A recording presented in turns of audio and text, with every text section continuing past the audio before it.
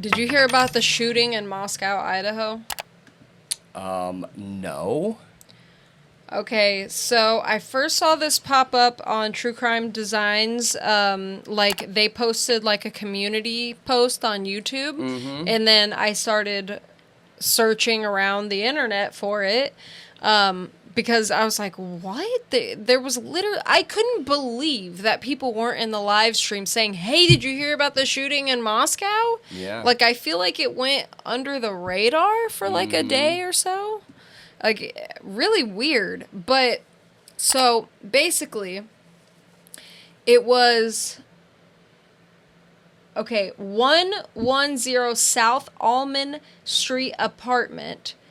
At 8 o'clock in the morning, 8:05, is when the SWAT team arrested Thomas Adams. He is a 54-year-old man that had a 6-hour standoff with the police this past Tuesday morning. What is going on in with the these apartment? standoffs? I know. That's how What's-His-Face ended up going, too. The military Kopaka. dude. Brent Kopaka, yes, was know. a standoff with police, supposedly holding his roommates hostage.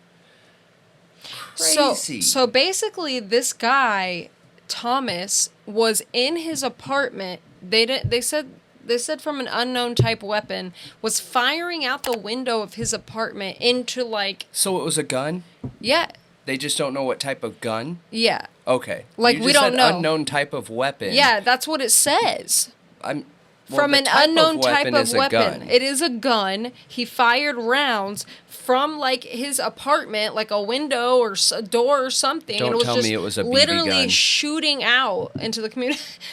Don't tell me it was a BB gun and Well, he they had lost a his life. Dude, he's not dead. He's Okay. arrested. Well, I didn't know. But he's shooting out into the streets and stuff. And if it was a BB gun, they wouldn't have a 6-hour standoff, would they? If they didn't know it was a BB gun, absolutely. Yes. Okay, so, but they saw bullet holes outside, Okay, so, okay. I mean... What is going on in Idaho? Like, I don't know. Back to back to back to back, dude. We have the dude that... And you guys will see it here. The dude that killed those 3 people, the 2 boys, the whole family that exposed himself to his daughters or whatever. You have the Idaho4. You have the other stabbings before even those 3 situations. Now you have Brent Kopaka. And this, it's like, what? Mm-hmm. After looking at their history, a lot of these towns and places have been like, yeah, we haven't had, a murder in 5 years or whatever. Super safe communities. Whoa. Okay. Yeah, I know. So I don't know. I question that too. I feel like Idaho's in the news constantly with another murder case or another like violent crime. I don't know what could be going on. Is there just a lot of drugs there? Is there a lot of... Because the laws are so much tighter in Idaho surrounding taboo things, like people are, and the rest of the country is opening up. Like they're literally right next to Washington and Oregon, some of the most open states, period. Like, I don't know. Oh, got it. Yeah, maybe. Is there some, like, what is it? You know what I mean? Yeah. Is there some, like, just unrest in Idaho? I don't know. I think you're onto something with that because Idaho still has the 3-strike drug rule that California had over a decade ago, where if you get 3 felony drug charges, you go to prison for your entire life. And they're right next to Washington and Oregon that essentially decriminalize all drugs. I know. So maybe, I think you might be onto something there. Maybe.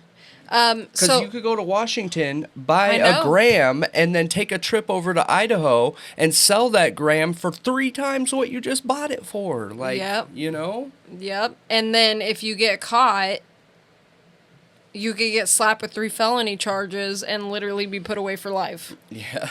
Yep. Even though you just got it in a legal state. Yep. Crazy. I know. But so apparently the 911 calls started at 2:00 in the morning. 2 a.m.? Yeah. Okay. And that was the 100 block South Almond Street. This is the apartment building. We'll put up a picture.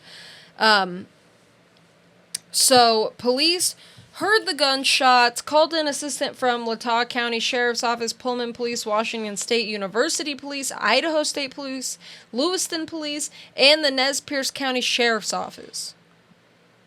It sounds like what they did in the Kopaka situation, too, and I've always wondered why that is, but then when I was doing research for, like, Dr. Moore and Idaho4 and all these places, it sounds like you have all these law enforcement agencies that essentially subcontract their officers out to the schools and other cities that don't support it, so even though they came from, like, a certain law enforcement agency, they will be contracted to this department. So they'll call them a college officer, even though they really are an Idaho State police officer, but they're just contracted to the college. So yeah. I think that's what's going on here. Okay.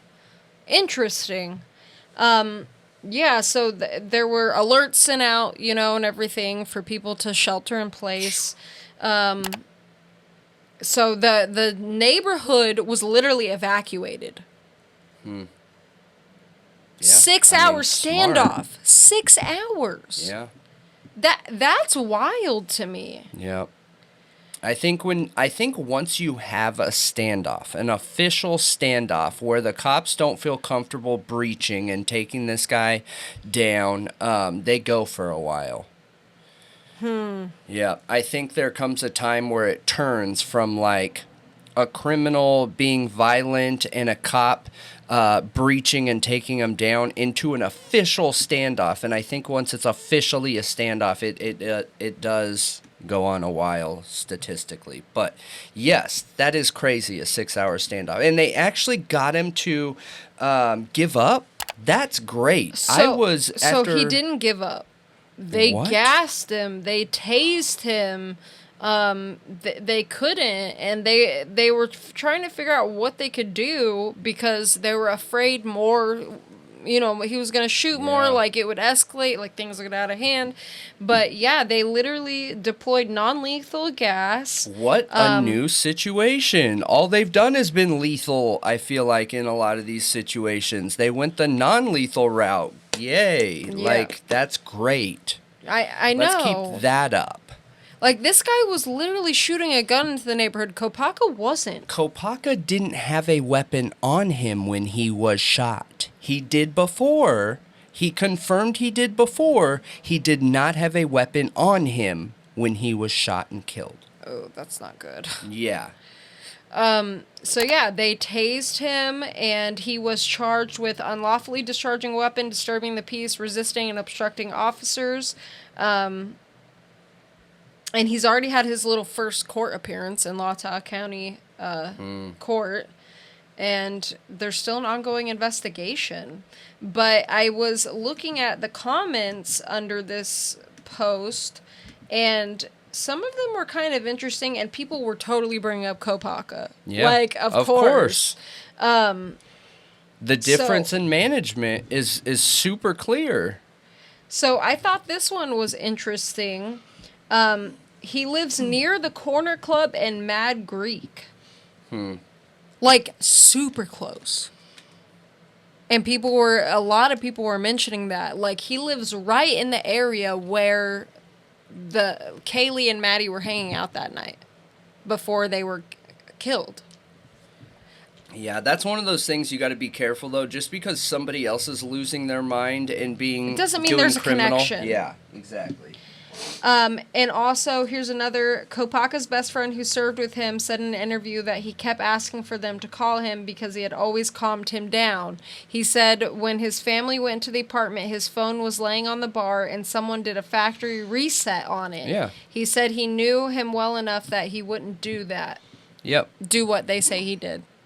Yeah, well, I don't know about. We have multiple eyewitnesses plus him talking out of the window, but I do know that during the Kopaka standoff, one thing they didn't do, and I think that's why that they haven't officially closed Kopaka's case, because they're going to get called out for it when they do, is they did not try and get a family member or a friend on the phone with Kopaka. They did not try. What's crazy is the police called a friend and said, hey, do you know this guy? And he's like, yeah, I know that guy. What's up? Like, what's going on? And the cop wouldn't tell him what was going on. And they just said that they needed to confirm and stay by your phone, and gave no other details and hung up. Did not try and get him on the phone with Kopaka. Okay, so somebody messed up. Somebody messed up. Somebody and that's messed up why and was they're quick not to pull the closing trigger. it. Yeah. Absolutely. I mean, they shouldn't close it. Clearly, I feel like if he was unarmed, to get public scrutiny. Well, yeah. We can't see it until the investigation's closed. No, I do want it closed for that reason, but I think that somebody should be charged. Held accountable, yeah. Yes, because if he didn't have a weapon, and they weren't doing, like, the standard for de-escalating a situation when you're at, like, a standoff. Yep, I agree. Then, like, I feel like that's not okay. Yeah, what's going on? But this is pretty crazy. Curious why this happened. What was going on with this guy, his living situation. Like, I want more background on him. Do I think there's a connection? There is zero evidence, okay, that he is connected to the Idaho4. Zero that I have seen thus far. There were rumors. Different weapon. We don't know what weapon, just a gun. Yeah, a gun. That's different weapon than the Idaho4. You're right. But I see rumors circulating that he was following Kaylee and Maddie on Instagram or social media, and it's like, guys, these rumors were all over about Kohberger too, that he was following them, and as far as we know, he didn't. There's zero evidence to prove that. Yeah, you can't jump head first off a cliff here. There is no evidence that connects it. The time of day is different. Well, I guess it can be similar. One's at 2 a.m. and one's between 2 and 4 a.m. But different weapon completely, different type of crime completely. One is at his own home. The other is out hunting. Like, completely different. Literally could have been drunk and just been like freaking out and shooting his gun, like being ridiculous and losing his mind. The other one was very clearly an intentional, calculated murder of 4 people. You know how pissed I would be if cops came to my door at 2 a.m. and is like, yo, we need you to evacuate. I would be so mad. I would be mad, I too. would be so mad. Yeah, but think about the kind of guy who would have committed the Idaho4 murders, and then think about this guy just freaking out and rage shooting out of his house. I don't see any connection. I don't either. None. One is calculated and put together. The other is emotional and outraged. Like, I don't see this. Like, not put together at all. Like, literally a hot mess. Yep. Absolutely. So, but that's interesting. It is interesting. I interesting. appreciate you talking about that, because I did not hear that. So, yeah.